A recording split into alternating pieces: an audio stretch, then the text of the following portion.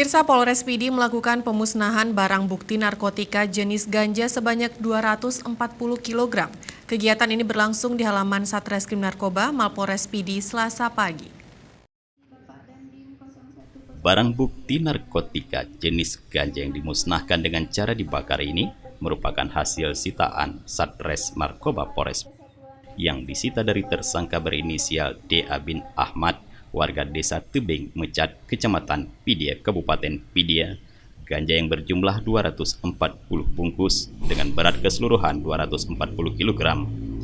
Kapolres Pidi AKBP Andi Nugraha Setiawan Siregar melalui Wakapolres Pidi Kompol Iskandar mengatakan, selain dibakar juga ada beberapa bebek ganja disisihkan, 490 gram disimpan untuk persidangan dan sebagai bahan penelitian di laboratorium. Jadi beberapa waktu yang lalu kita di Kecamatan Pidi, ya, kita tangkap atas nama Dian, dia umur 23 tahun. Jadi TKP penangkapannya pada hari Minggu tanggal 5 April 2020 di Kampung Tebing, Jawa, Kecamatan Pidi, Kabupaten Pidi. Jadi pada saat anggota kita mendapatkan informasi langsung bergerak ke sana, kemudian kita temukanlah di salah satu kebun ada barang bukti sebanyak 3 karung. Kemudian anggota mendapatkan informasi bahwa ada barang tersebut yang sudah dibawa dengan menggunakan mobil Xenia. Kemudian dilakukan pelacakan, terdeteksilah bahwa mobil itu berada di Kecamatan Mutiara. Kemudian anggota langsung melakukan pengejaran.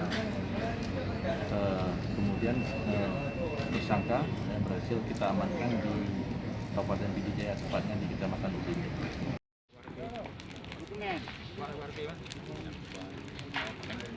Pemusnahan ganja dipimpin langsung Wakapolres Pidi Kompol Iskandar, dipimpin Kasat Narkoba Polres Pidi Ibtu Yusra Aprila. Pemusnahan barang bukti ini dilaksanakan setelah berkas perkara tersangka lengkap dan tinggal dilimpahkan ke jaksa.